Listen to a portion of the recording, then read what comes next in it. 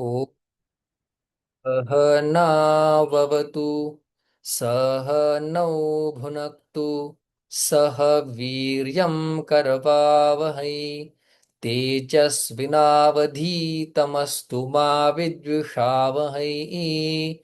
ॐ शान्ति शान्ति शान्तिः। नमो ज्ञानेश्वरा नमो ज्ञानेश्वरा निवृत्ती उदारा सोपान देवा मुक्ताबाई नमो त्रिभुवन पावनी आद्यत्रय जननी देवांचिये. अधिक मासाच्या पर्व काळावरती हरिपाठाचं चालू असलेलं चिंतन, त्यातील आज अभंग दुसरा. पहिल्या अभंगामध्ये आपण पाहिलं देवाचं द्वार कोणतं आहे, फळ काय, प्रयोजन काय हरिपाठाचं, हरिपाठाचा विषय काय, हरिपाठ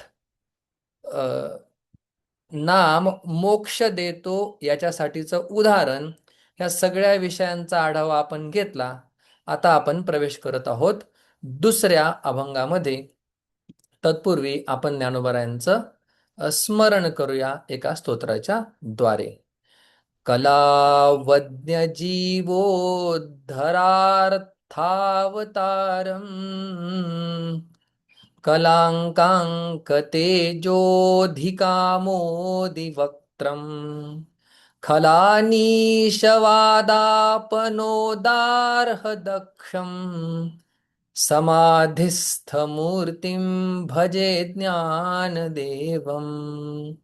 कलावज्ञजीवोद्धरार्थावतारम् कलाङ्काङ्कतेजोऽधिकामोदिवक्त्रम् खलानीशवादापनोदार्हदक्षम् समाधिस्थमूर्तिं भजे ज्ञानदेवम्.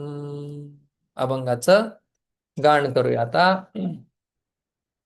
चहुवेदी जाण साही शास्त्री कारण, चहुवेदी जाण साही शास्त्री कारण, अठराही पुराणे हरिसी गाती, अठराही पुराणे हरिसी गाती,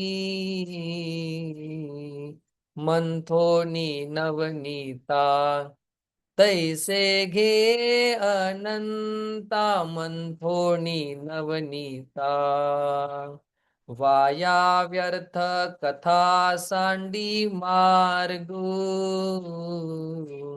वाया व्यर्थ कथा सांडी मार्गू, हरिमुखे म्हणा, हरिमुखे म्हणा, हरिमुखे म्हणा, हरिमुखे म्हणा, पुण्याची गणना कोण करी,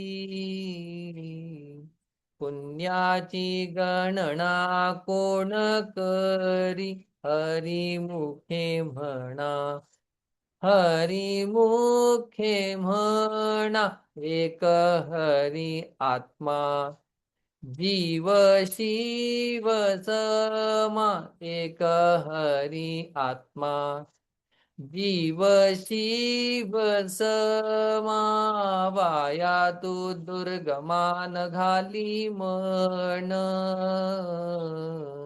वाया तू दुर्गमान घाली मन, हरिमुखे म्हणा, हरिमुखे म्हणा, ज्ञानदेवा पाठ, हरी हा वैकुंठ, ज्ञानदेवा पाठ, हरी हा वैकुंठ, भरला घन दाट हरी दिसे, भरला घन दाट हरी दिसे, हरिमुखे म्हणा, हरिमुखे म्हणा, पुण्याची गणना कोण करी, पुण्याची गणना कोण करी, हरी मुखे म्हणा. हरी मुखे म्हणा, हरी मुखे म्हणा.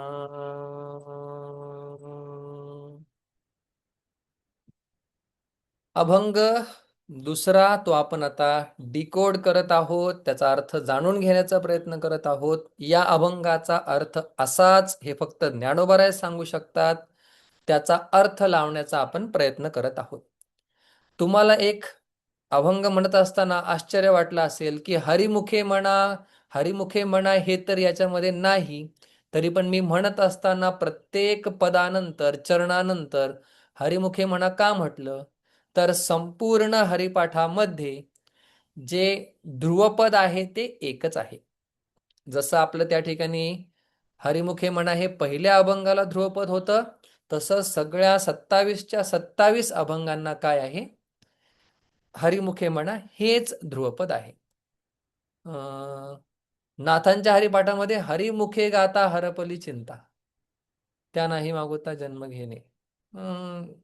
नाथांच्या अभंगामध्ये सुद्धा पहिल्याच अभंगातील जे ध्रुवपद आहे तेच सगळ्या अभंगांना आहे. आता ज्ञानोबराय स्वतःचा अनुभव सांगतात किंवा स्वतः नामाचा अभ्यास केल्यानंतर, नामाचं चिंतन केल्यानंतर काय झालं ते सर्व सांगतात आणि एक दोन महत्वाच्या मुद्द्यांना ज्ञानोबराय स्पर्श करतात. बऱ्याच लोकांना शास्त्राची, वेदांची ॲलर्जी असते. शास्त्र, वेद, ग्रंथ, गीता हे म्हटलं की त्यांना वाटतं हे आम्हाला सांगू नका. पण ज्ञानोबराय एवढे विशाल हृदय असणारे, ऋतंभरा प्रज्ञा असणारे ज्ञानोबराय सुद्धा विचार करत असताना वेदांचा, शास्त्रांचा आधार घेऊन बोलतात. आणि तुम्ही आम्ही बोलायला नको, पण आपण खरं तर सुज्ञ नाही पाहिजे तेवढे, तरी सुद्धा आपण वेदांना नाकारतो. इंग्लिश बोलून बोलून मराठीची थोडीशी दुर्गती झालेली आहे. असो, आपल्या धर्मातील हिंदूंचा सगळ्यात मोठा दोष कोणता असेल तर मुस्लिम लोक कुराणाचा अभ्यास करतात आणि कुराणाला मानतात, कुराणाप्रमाणे वागतात. ख्रिश्चन लोक बायबलचा अभ्यास करतात, बायबलला समजून घेतात, बायबलला मानतात. पण हिंदू लोकांचं असं दुर्दैव आहे, 4 वेद, 6 शास्त्र, 18 पुराण हे काहीही न वाचता, वेद, पुराण, शास्त्र व्यर्थ आहे, त्याच्यामध्ये काहीही लिहिलेलं नाही. दे आर मिअर फिक्शनल बुक्स किंवा आउटडेटेड बुक्स असं म्हणून आपण त्याला बाजूला ठेवतो. पण ज्ञानोबाराय आपल्या सगळ्यांचं लक्ष केंद्रित करतात. जर आपल्याला जगाविषयी आणि जगाच्या पलीकडे असणारं जे ब्रह्मतत्व किंवा शरीराविषयी आणि शरीराच्या पलीकडे असणारं आत्मतत्व जर जाणून घ्यायचं असेल तर आपल्याला 6 शास्त्र, 4 वेद, 18 पुराण यांचा आधार घ्यावाच लागेल. म्हणून ज्ञानोबराय सुरुवात करत असताना म्हणतात, चहू जाण साही शास्त्री कारण, 18ही पुराणे हरिसी गाती. भगवंताचं नाम घेतलं पाहिजे, ज्ञानोबरांनी पहिल्या अभंगात सांगितलं. मग किंवा भगवंताचं चिंतन केलं पाहिजे. मग हे चिंतन कोण करतं, कुठं करतं, याचं उत्तर देत असताना माऊली म्हणतात, चहुवेदी जाण साही शास्त्री कारण, 18ही पुराणे हरिसी गाती. मग आता याच्याबद्दल आपण थोडीशी माहिती घेऊया. आपल्या मुलांना 4 वेदांची नावही कधी कधी माहीत नसतात किंवा आपल्याला सुद्धा. ह्याच्यामध्ये वाईट वाटण्याचं किंवा अन्यथा काही नाही. लगेच आपण त्यांची नावं, मी या ठिकाणी स्लाइड चेंज नाही केली, क्षम्यता. तर सगळ्यात पहिला आहे ऋग्वेद. ऋग्वेद तेव्हा नंतर यजुर्वेद, नंतर ऋग, यजुः, साम, सामवेद आणि शेवटचा अथर्ववेद. आपल्या मुलांची नावं अथर्व असतील, पण आपल्याला अथर्व हे नाव वेदाचं आहे हे बऱ्याच जणांना माहिती नाही. असो, आत्ता आपल्याला माहिती झालेलं आहे. ऋग, वेद ही 4 वेदांची नावं आहेत. या 4 वेदांमध्ये भगवंताच्या स्वरूपाचं, जगताचं, सगळ्याचं प्रतिपादन केलेलं आहे. असं म्हणतात की अशी कोणती गोष्ट, असं कोणतं ज्ञान नाही जे वेदामध्ये नाही. मग लगेच आपल्याला प्रश्न पडतो की सुपर कम्प्युटरचं किंवा AI, आर्टिफिशियल इंटेलिजन्सचं ज्ञान वेदामध्ये आहे का? तर वेदामध्ये सगळं ज्ञान आहे. म्हणजे वेदामध्ये प्रकृती आणि पुरुष, माया आणि ब्रह्म याच्याविषयी सखोल ज्ञान दिलेलं आहे. मग मायेमध्ये AI आलं, ऍप्लिकेशन्स आले, डेव्हलपमेंट्स आल्या, हे सगळं त्याच्यात नाही सांगितलंय. पण मूळ प्रकृतीविषयी मूळ ज्ञान आपल्याला दिलेलं आहे. म्हणजे काय, बी जर हातामध्ये दिलं म्हणजे काय, वृक्ष हातामध्ये दिल्यासारखं आहे. त्या दृष्टिकोनातून वेदामध्ये सगळं ज्ञान आहे. किंवा वेदामध्ये जे मंत्र आहेत त्यांचं चिंतन केल्यानंतर आपण सर्वज्ञ होऊ शकतो. जे पाहिजे ते ज्ञान आपण प्राप्त करू शकतो, असाही दुसरा अर्थ घ्या. एक अर्थ सगळ्यांचं मूळ माया प्रकृती याच्याविषयी दिलंय, कर्माविषयी दिलेलं आहे, कर्मफळांविषयी दिलेलं आहे, साधनेविषयी उपास याच्या सगळ्यांविषयी दिलेला आहे एक. आणि दुसरी गोष्ट, वेदांमध्ये ज्या साधना उपासना सांगितलेल्या आहेत त्यांचं जर चिंतन आपण केलं तर आपल्याला जगातल्या सगळ्या गोष्टींचं ज्ञान होऊ शकतं. मग त्याच्यामध्ये AI म्हणा, जे पाहिजे ते ज्ञान वेदांनी सांगितलेल्या साधना जर आपण केल्या तर त्या एकाग्र करून केलेल्या साधना आपल्याला सर्व काही बसल्या जागी देणार आहेत. मग हे जे 4 वेद आहेत, या 4 वेदांमध्ये भगवंताची स्तुती, भगवंताची महती, महत्ता, मोठेपणा गायलेला आहे. काही काही ठिकाणी 3च वेदांचं उच्चारण करतात. त्याच्यामध्ये 4था वेद ग्राह्य धरलेला आहे. बऱ्याच वेळा असा प्रश्न येतो गीतेमध्ये सुद्धा, एवं त्रयी धर्म म्हणून प्रपन्ना हा त्रयी धर्म. बऱ्याच ठिकाणी 3 वेदांचं नाव फक्त घेतात, ऋग, यजुः, साम. अथर्व वेदाचं नाव घेत नाही. तर अथर्व वेद त्याच्यामध्ये इन्क्लूड, समाविष्ट आहे. त्याच्यामुळे त्याचं नाव घेतलंच पाहिजे असं नाही. घेतलं तरी आनंद आहे, नाही घेतलं तरी आपल्याला समजायचंय अथर्व वेदाचंही नाव त्याच्यामध्ये आहे. जर कोण म्हणेल की अथर्व वेदामध्ये जारण मारण उच्चाटन यासारख्या विद्या दिलेल्या आहेत म्हणून त्याचं नाव घेत नाही, असं नाही. अथर्व वेदामध्ये असे अनेक उपनिषद आहेत जे असामान्य आहेत. त्याच्यामुळे अथर्ववेद हा इन्क्लुडेड, समाविष्ट असतो असं आपल्याला लक्षात घ्यायचंय. 4 वेदांमध्ये भगवंताचं नाव गुणगान गायलेलं आहे. वेद अनंत बोलिला अर्थ इतकाची साधिला, विठोबाचे नाम गावे निजनिष्ठा, विठोबाशी शरण जावे निजनिष्ठा नाम गावे. 4 वेदांमध्ये भगवंताविषयी सांगितलेलं आहे. चहुवेदी झालं. साही शास्त्री कारण. 6 शास्त्र, खरं तर 12 शास्त्र आहेत. 6 आस्तिक, 6 नास्तिक. या ठिकाणी 6 आस्तिक शास्त्रांची यादी आपल्या समोर आहे आणि तत्तत शास्त्राचे ग्रंथ, शास्त्रकर्ते या ठिकाणी आहेत. न्याय, वैशेषिक, सांख्य, योग, पूर्वमीमांसा, वेदांत दर्शन किंवा त्याला उत्तर मीमांसा असंही म्हणतात.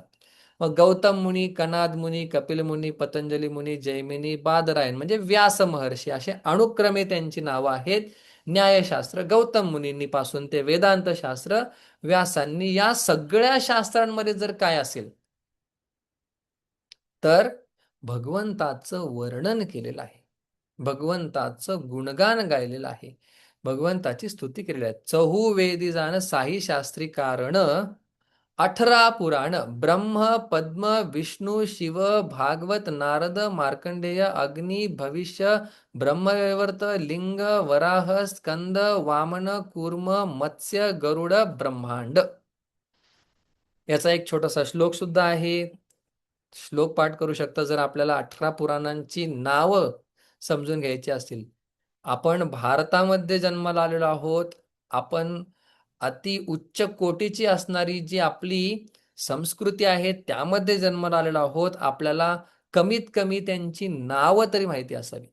18 पुराण 6 शास्त्र त्यात काय सांगितलं हे जाणलं तर आनंदी आनंद. मग 4 वेद 6 शास्त्र 18 पुराण या सगळ्यांमध्ये काय केलंय, परमात्माची स्तुती गायलेली आहे. मग हे 4 वेद 6 शास्त्र 18 पुराण ह्याच्यामध्ये तर भलताच फापट पसारा दिला असेल. एक एक पुराण एवढे एवढं जाड, वेद एवढे एवढे मोठे. मग एवढं सगळं सांगितलं, याचा सगळ्यांचा अभ्यास कधी करायचा, कसं समजून घ्यायचं, अशी जर शंका असेल किंवा या अनेक वेदशास्त्र पुराणांमध्ये अनंत विषय मांडलेले असतील, कसं काय अभ्यास करायचा, कसं काय समजून घ्यायचं? माऊली सांगतात, मंथोनी नवनीता तैसे घे अनंता, वाया व्यर्थ कथा सांडी मार्गू, वाया व्यर्थ कथा सांडी मार्गू, मंथोनी नवनीता. जसं नवनीत म्हणजे तूप. तूप हे सगळ्या दुधाचं, दह्याचं, लोण्याचं सार काय असेल तर काय आहे? तूप आहे. ते तूप आहे कुठे? ते तूप आहे लोण्यामध्ये. लोण्यामध्ये लोणी दही, दही दुधात. मग दुधामध्येच तूप आहे, पण ते तूप आपल्याला दिसत नाही. किंवा दुधामध्ये असणारं जे तूप आहे हे सगळ्यात मौलिक आहे. दुधापेक्षा दह्याला किंमत जास्त, दह्यापेक्षा लोण्याला आणि लोण्यापेक्षा नवनीत म्हणजे तुपाला किंमत जास्त आहे. का जास्त आहे? पौष्टिक आहे एक, आणि ते चिरकाल टिकून राहतं दोन. जे चिरकाल, जे शाश्वत आहे, नक्कीच त्याला किंमत जास्त आहे. मग सांगतात की एवढ्या सगळ्या पुराणांमध्ये कथा आहेत, वेदांमध्ये कथा आहेत, वेगवेगळे सिद्धांत आहेत, हे सगळं असताना आम्ही काय करायचं? तर माऊली सांगतात, ज्याप्रमाणे आपण मंथन करतो आणि फक्त लोण्याचा स्वीकार करतो आणि मग तुपाचा स्वीकार करतो किंवा लोण्याचा स्वीकार करतो आणि ताक मात्र आपण बाजूला टाकून देतो आणि मग त्या लोण्याला आपण कडवतो, त्याच्यापासून तूप काढतो, हा भाग आहेच.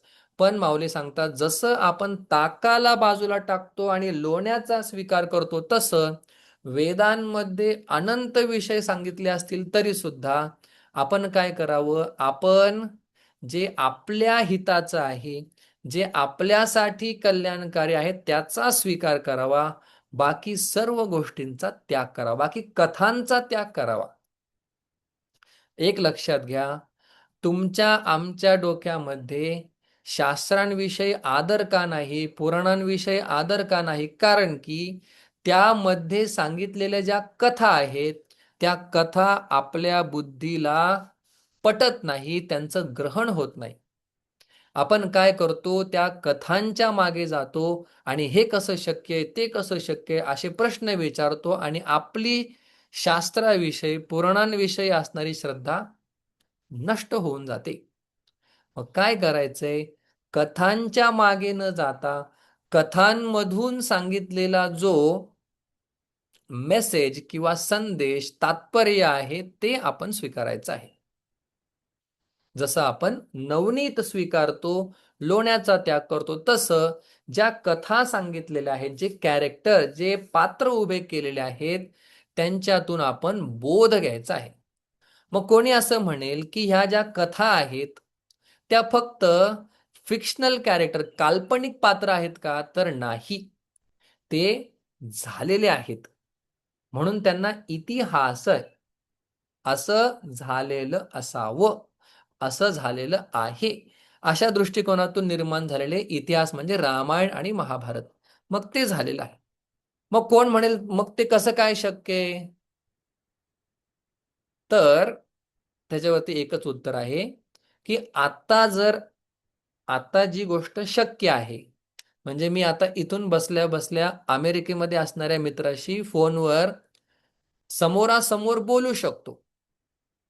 मग असं जर मी 5,000 वर्षापूर्वी सांगितलं असतं की माझ्याकडे अशी एक छोटीशी वस्तू आहे ज्याच्यावरती मी बोलू शकतो, हजारो किलोमीटर अंतरावरती असणार आहे, कोणालाच खरं वाटणार नाही.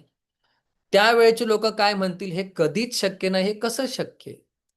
मग आता याच्यावरती उत्तर असे, या काळामध्ये या काळामध्ये फोनवरती बोलणं शक्य आहे. त्या काळामध्ये फोनवरती बोलणं शक्य नव्हतं.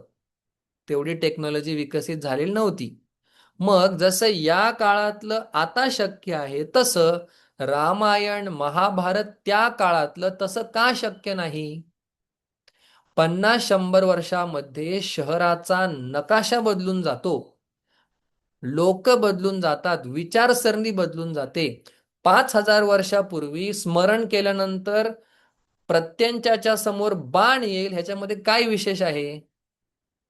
मंत्र म्हटल्या म्हटल्या एखादा माणूस जागीच भस्म होईल, याच्यामध्ये काय विशेष आहे? नाही नाही नाही नाही, आत्ता कोणी भस्म होतंय का म्हणून ते खोटंय असं म्हणून चालणार नाही. आता भस्म होत नाही, पण त्यावेळी मात्र भस्म होईल.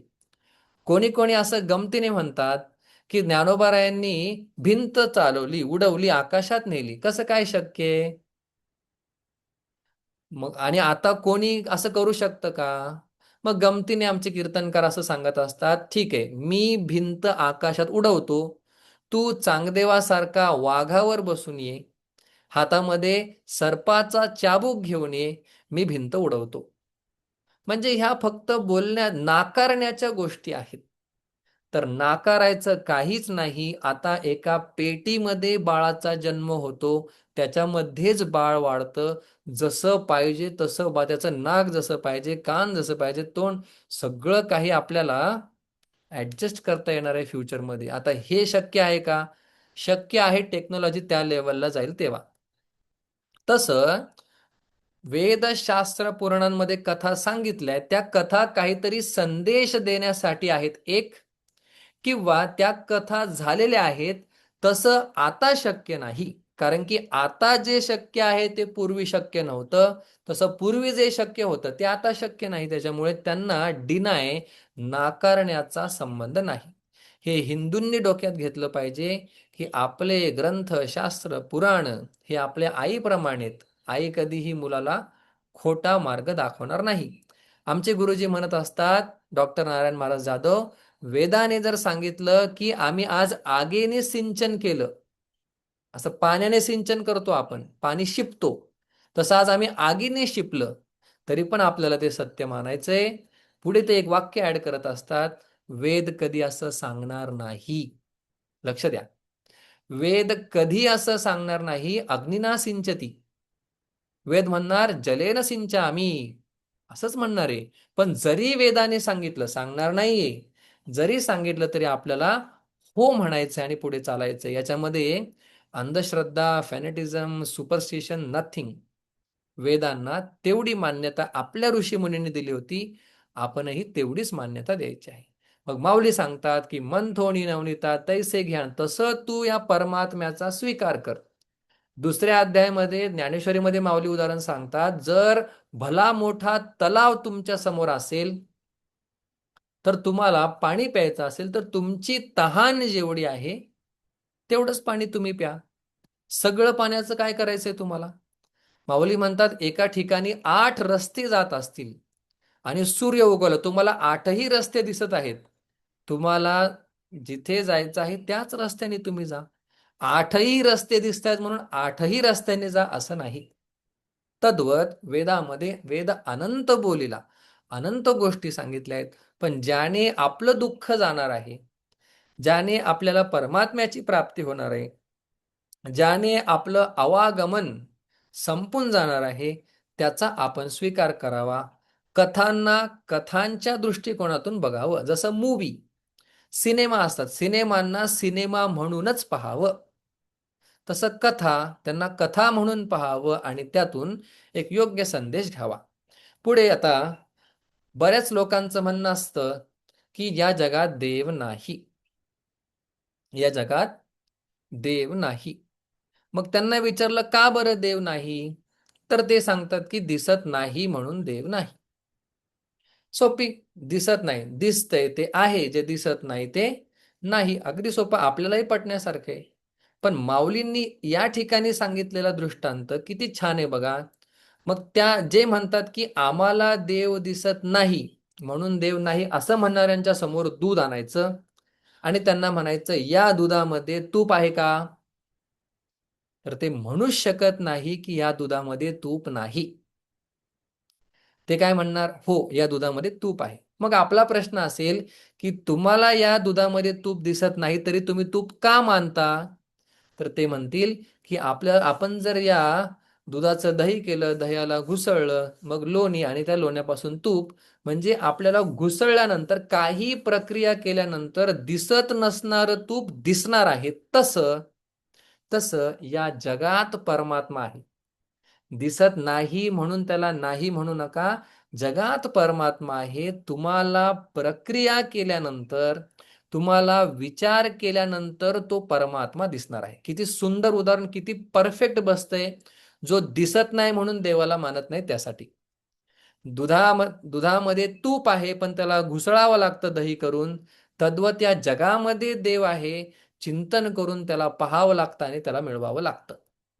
अतिशय सुंदर उदाहरण माऊली या ठिकाणी आपल्याला सांगतात. आणि या कथांना सगळं आपण सोडून द्यावं. जसं एक उदाहरण आमचे जुने कीर्तनकार सांगायचे किंवा आमचे बाबा सांगतात. एक लहान मुलगा होता आणि त्याला डॉक्टरनी औषध दिलं आणि वैद्यांनी औषध दिल्यानंतर तो औषध घेण्यास तयारच नव्हता. आई म्हटली की जर तू हे औषध घेतलं तर मी काय करेन, तुला एक गुळाचा खडा देईन. मग मुलांनी गुळाच्या खड्यामुळे काय केलं, औषध घेतलं. आणि औषध घेतल्यानंतर आईला म्हटलं, आई मला खडा दे. आई म्हटली तो खडा नेला कावळ्यानी. आई म्हटली तो खडा कावळ्याने नेला. म्हणजे काय, शास्त्रामध्ये काही गोष्टी सांगितलेल्या आहेत. त्या गोष्टी सांगितलेल्या त्यांचं प्रयोजन काहीतरी वेगळं आहे. गुळाचा खडा दिलाय पण तो गुळाच्या खड्यासाठी नाही, तर आपण औषध घ्यावं म्हणून दिलेलं आहे. तसं शास्त्राने कर्म करा सांगितलेले, उपासना करा सांगितलेले, कर्म करा, कर्म करण्यासाठी नाही, उपासना उपासनेसाठी नाही, तर कर्म चित्तशुद्धीसाठी, उपासना मनाच्या स्थिरतेसाठी आणि मग परमात्मा प्राप्तीसाठी. मग शास्त्रामध्ये ज्याही गोष्टी सांगितलेल्या आहेत त्यांना त्या त्या दृष्टीने पाहणं हे यथार्थ दर्शन आहे. हजारो गोष्टी शास्त्रामध्ये सांगितल्या आहेत. त्याचे 3 प्रकार करतात. पुष्पित उपदेश, भयानक उपदेश आणि यथार्थ उपदेश. पुष्पित म्हणजे आपल्याला काय घ्यायचंय. वेदांमध्ये, शास्त्रामध्ये अनेक गोष्टी सांगितल्या, त्यातलं आपण काय घ्यायचंय. तर पुष्पित उपदेश म्हणजे आपल्याला रोचक वाणी सुद्धा त्याला म्हणतात. आपल्याला गोड वाटेल असे शब्द त्यात सांगितलेले आहेत. म्हणजे शास्त्रामध्ये काय होतं, स्वर्गाचं वर्णन येतं की स्वर्ग 100 यज्ञ केल्यानंतर आपण स्वर्गाला जाल. तिथे गेल्यानंतर तुम्हाला अमृत आहे प्यायला. पृथ्वीवरती अमृततुल्य, वरती अमृत आहे. पृथ्वीवरती हिरोईन, ऍक्ट्रेसेस, ऍक्ट्रेसेस, ऍक्ट्रेस, अयो आहेत. नट आणि नटी आहेत. आणि स्वर्गामध्ये उर्वशी, तिलोत्तमा, अजून मेनका, रंभा यासारख्या स्त्रिया आहेत. मग आता वेदाला आपल्याला सांगायचं आहे का की आपण यासारख्या भोगांसाठी तडफडावं किंवा प्रयत्न करावे? नाही. ती पुष्पित वाणी आहे. जो इतर काही वाईट कर्म करतोय त्या वाईट कर्मातून काढून त्याला यज्ञामध्ये घालणं हे वेदाचं इप्सित आहे. वेदाचं मनोगत आहे. काही भयानक कर्म, भयानक उपदेश आहेत. म्हणजे तुम्ही जर गायीची हत्या केली तर तुम्ही मराल. तुम्ही जर मांस खाल्लं तर तुमच्याकडून पाप होईल. अशा प्रकारची पापकर्म किंवा काय काय केल्यानंतर काय काय पैशाचा अति लोभ मोह झाल्यानंतर काय होईल? नाश होईल, सर्वनाश होईल. बघा, काही भयानक गोष्टी, जसं कामाचा अतिरेक झाला रावण, क्रोधाचा लोभाचा अतिरेक झाला दुर्योधन.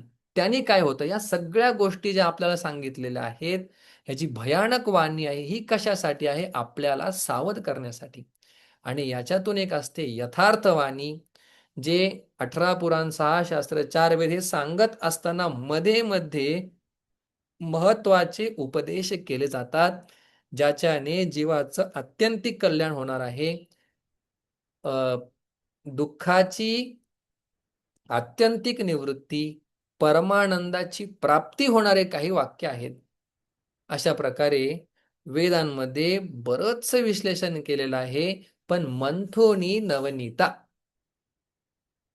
तैसे घे अनंता, जसं आपण मंथून नवनीत घेतो, तसं आपण काय करायचं आहे, या सगळ्या उपदेशांमधून यथार्थ उपदेश घ्यायचा आहे. प्रत्येक कथेला ज्यासाठी ती कथा आपल्याला सांगितली गेली आहे, त्याचं चिंतन करायचं आणि पुढे जायचंय. मग आता आपण पुढे तिसऱ्या चरणात सांगतात, एक हरी आत्मा जीव शिव सम, वाया तू दुर्गम न घाली मन. मग आता आपण येतोय महत्वाच्या विषयाकडे. माऊली दुसऱ्याच अभंगामध्ये जीव आणि ब्रह्म यांचं ऐक्य सांगतात. माऊली म्हणतात, एक हरी, परमात्मा एक आहे. एक हरी, तोच परमात्मा, एक परमात्मा, तोच आत्मा, जीव शिव सगळं काही सारखंच. म्हणजे जीवच ब्रह्म आहे, जीव शिव सम. फक्त वेगवेगळी नावं आहेत. आत्मा, परमात्मा, सृष्टी उत्पत्ती करणारा. हरी, तुम्ही त्याला जीव म्हणा. तुम्ही आता हे 4 प्रकारे सुद्धा लावू शकता. जेवढं काय तुम्ही म्हणजे सुटसुटीत करता येऊ शकतं, करू शकता.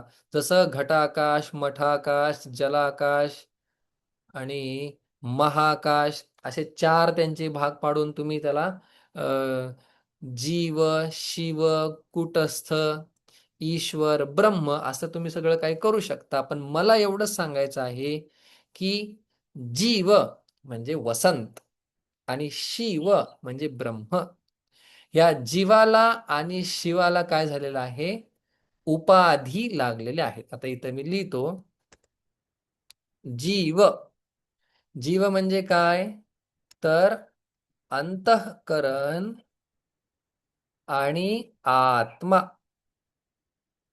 आणि आत्मा यांचा मिळून होतो जीव. ठीक आहे. या अंतःकरणाला अज्ञान असं सुद्धा म्हणतात. म्हणजे आत्म्याला किंवा ब्रह्मालाच अज्ञान नावाची उपाधी लागली. आत्म्याने शरीर धारण केलं की त्याला नाव होतं जीव, आत्म्याला. तेच जर आपण या ठिकाणी बघितलं, शिव म्हणजे ईश्वर, समजा आपण ईश्वर घेतला, तर या ठिकाणी माया आणि ब्रह्म. मग आता या ठिकाणी आहे अज्ञान नावाची उपाधी, आणि या ठिकाणी आहे माया नावाची उपाधी. एक आहे फक्त जीवापुरती, वसंतपुरती अज्ञान, आणि एक आहे संपूर्ण विश्वापुरती, संपूर्ण जगाविषयी, तो बनतो ईश्वर. आता हे थोडेसे किचकट सिद्धांत आहेत. यासाठी वेदांताचं थोडंसं श्रवण झालं पाहिजे, तरच आपल्याला ह्या गोष्टी कळतील. पण मी जेवढं होईल तेवढं सांगायचा प्रयत्न करतो. एक आहे जीव आणि एक आहे ईश्वर. मग एकाच ब्रह्माला अज्ञान नावाची उपाधी लागली की होतो वसंत किंवा जीव. एकाच ब्रह्माला मायेची उपाधी लागली की होतो ईश्वर. मग सांगतात की ही जी अज्ञान आणि माया ह्या 2 उपाधी आहेत, ह्या दोन्ही पण कशा आहेत? खोट्या आहेत, खऱ्या नाहीत. अज्ञान सुद्धा आणि माया सुद्धा खोट्या उपाधी आहेत. त्यांना खोट्या का म्हणतात? आता शास्त्राची भाषा आहे. ते म्हणतात की ज्ञानाने ज्याचा बाध होतो त्याला खोटं म्हणायचं. ज्ञानाने ज्याचा बाध होतो त्याला खोटं म्हणायचं. म्हणजे मला ज्ञान झालं की अज्ञान निघून जातं, अज्ञान निघून जातं म्हणून त्याला खोटं म्हणायचं. ज्याचा ज्याचा बाध होतो त्याला खोटं म्हणायचं. तसं अज्ञान आणि माया ह्या दोन्ही उपाधी खोट्या आहेत. आत्मा हा ब्रह्म आहे. माऊली सांगतात जीव शिव सम. आत्मा जीव शिव सम. हरी आत्मा जीव शिव सम. सगळं काय तुम्ही त्याला जीव म्हणा, शिव म्हणा, कुटस्थ म्हणा, ईश्वर म्हणा, ब्रह्म म्हणा, सगळं काही ब्रह्म आहे. कारण की उपाध्या ज्याच्यामुळे ब्रह्माला जीवत्व आलं, ज्याच्यामुळे ब्रह्माला ईश्वरत्व आलं, असे अज्ञान आणि माया अनुक्रमे खोटे आहेत. आणि ज्याचा बाध होतो ते सर्व खोट आहे. उदाहरणार्थ आपण एका दोरीवरती साप पाहिला आणि जवळ गेल्यानंतर बघितलं, अरे साप नाही दोरीच आहे. मग साप आहे हे ज्ञान काय झालं? खोटं झालं. का खोटं झालं? साप आहे हे ज्ञान बाधित झालं, नष्ट झालं. जे जे नष्ट होतं ते खोटं. तसं अज्ञान आणि माया या उपाध्या खोट्या आहेत, कारण की ज्ञानानंतर त्या नष्ट होतात किंवा त्यांचा बाध होतो. मग हे समजून घ्या, माऊली असं सांगतात. आत्मा आणि ब्रह्म किंवा जीव आणि ब्रह्म हे कसे एक आहेत हे समजून घ्या. हे न समजता आता माऊली त्यांचं वर्डिक्ट निर्णय देतात, हे समजून घेतलं तर सर्व काही ठीक. हे समजून घेण्यातच तू आपलं मन घाल. वाया तू दुर्गमा न घाली मन. इतर अन्य ठिकाणी तुझं मन घालू नको. नामाची साधना कर. नामाची साधना करत करत जीव ब्रह्म ऐक्य याचा विचार कर. मग योगशास्त्राकडे जातो, सांख्य दर्शनाचा अभ्यास करतो, पूर्वमीमांसक काय म्हणतात हे हे काही वाया तू दुर्गमा न घाली म्हण. इतर कोणत्याही साधनाकडे तू वळू नकोस. नामपूर्वक ज्ञान प्राप्त कर किंवा ज्ञानपूर्वक नाम घे. तुझं सगळं काही कल्याण होईल. मग आता हे जे जीव शिव सम याला काय म्हणतात? ह्याला महावाक्य असं म्हणतात. जसं वेदामध्ये असणाऱ्या सर्व वाक्यांचं वर्गीकरण, क्लासिफिकेशन दोन वाक्यांमध्ये होतं. एक आहे अवांतर वाक्य, एक आहे महावाक्य. अवांतर वाक्य म्हणजे ईश्वराचं स्वरूप, ब्रह्माचं स्वरूप, जगताची उत्पत्ती, मोक्षाचं स्वरूप, मोक्षप्राप्तीचे उपाय जेवढं काही असेल त्याला सगळ्यांना अवांतर वाक्य असं म्हणतात. म्हणजे त्यांची किंमत कमी असं नाही. ते मोक्ष देण्यासाठी बोलतोच, ते मोक्ष देण्यासाठी डायरेक्ट कॉज नाही आहेत. म्हणजे अवांतर ब्रह्माचं ज्ञान मोक्ष देत नाही. हा नाही देत. मग मोक्ष काय देतं? महावाक्य देतं. महावाक्य म्हणजे मोठं असतं ते महावाक्य का? नाही. जे जीव आणि ब्रह्माचं ऐक्य सांगतं त्याला महावाक्य म्हणतात. उदाहरणार्थ तत्त्वम असि, प्रज्ञानम ब्रह्म, अयम आत्मा ब्रह्म, अहम ब्रह्मास्मी, यांना सगळ्यांना महावाक्य म्हणतात. मग त्या महावाक्याचं आपण चिंतन करावं, अवांतर वाक्यांमध्ये जाऊ नये, माऊली सांगतात. किती गोड. सगळ्या शास्त्रांमध्ये पुराणांमध्ये भगवंताची स्तुती केली. त्यातलंही आपण जसं नवनीत काढून घेतो तसं मंथून ते करायचंय. काय करायचंय? तर जीव ब्रह्म ऐक्य ज्ञान प्राप्त करायचंय. काय ते ज्ञान आहे? जीव शिव सम. मग ते सोडून बाकी सगळं करण्यात वेळ घालू नको. वाया तू दुर्गमा न घाली मन. मग शेवटी माऊली सांगतात, ज्ञानदेवा पाठ हरिहा वैकुंठ, भरला घनदाट हरी दिसे. ज्ञानदेवा, आता बघा, गुरु प्रतीती, गुरुने काही सांगितलं ते आपल्याला पटलं, समजलं. शास्त्र प्रतीती, शास्त्राने जे सांगितलं ते आपल्याला कळलं, पटलं. आणि ह्या दोघांनी सांगितल्यानंतर त्यांनी सांगितलेलं जे आहे ते माझ्या जीवनामध्ये खरं आहे का नाही, मला पटलं का नाही, मी त्याच्यामध्ये रंगतो का नाही, हे महत्वाचं. मग ज्ञानोबर आहे फक्त शास्त्रांचा आधार घेऊन सांगत नाही. आता बरेच लोक आहेत जे फक्त शास्त्रात काय सांगितलंय, यांनी काय सांगितलंय, त्यांनी काय सांगितलंय, यातच वेळ घालवतात. तुमचा काय अनुभव आहे, स्वानुभव काय? काही लोकांकडे स्वानुभव आहे, पण शास्त्राची हातोटी, शास्त्राची जोड त्याला नाही. पण काही लोकांना शास्त्रही आहे आणि स्वानुभवही आहे. त्यावेळी आनंद वेगळा. त्याच्यामुळे गुरुप्रतीती फक्त चालत नाही, शास्त्रप्रतीतीची जोड लागते. गुरु शास्त्र प्रतीती चालत नाही, आत्मप्रतीतीची जोड लागते. तिघांची सांगड असेल तर आनंदी आनंद. तिघांची सांगड असेल, ज्ञानोबा सांगतात, ज्ञानदेवा पाठ मी स्वतः याचा अभ्यास केला. मी तुम्हाला करा असं सांगत नाही.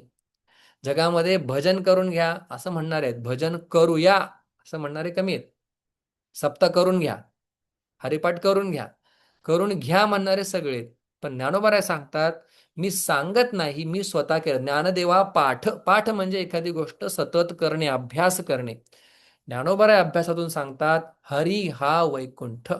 भगवान वैकुंठ हे भगवान परमात्म्याचं नाव. वैकुंठ पुरुष प्राण. आपल्या विष्णू सहस्रनामामध्ये भगवंताचं एक नाव येतं. त्या भगवंताच्या नावाशी ज्ञानोबा म्हणतात की हा भगवान परमात्मा वैकुंठ स्वरूप आहे. वैकुंठ हे भगवंताचं नाव आहे. आणि या सगळ्यांचा अभ्यास केल्यानंतर, जीव ब्रह्म ऐक्य समजल्यानंतर भरला घनदाट हरी दिसे. जसं आकाशामध्ये पाण्याने भरलेले मेघ ज्याप्रमाणे स्पष्ट आणि जिकडे तिकडे व्यापक रूपाने दिसतात, त्याप्रमाणे हा परमात्मा मला दिसतो असं ज्ञानोबा म्हणतात. कधी? 4 वेद 6 शास्त्र 18 पुराणांचा अभ्यास केल्यानंतर, तत्वमसी किंवा जीव शिव सम याचं चिंतन केल्यानंतर मला परमात्मा वैकुंठ स्वरूप आहे आणि मला तो सगळीकडे दिसतो. याचा अर्थ, जसा मला हा मोबाईल दिसतो तसा परमात्मा दिसतो असं नाही. मला त्या परमात्म्याची जाणीव कणाकणात, क्षणाक्षणात आहे, याचा असा अर्थ आहे.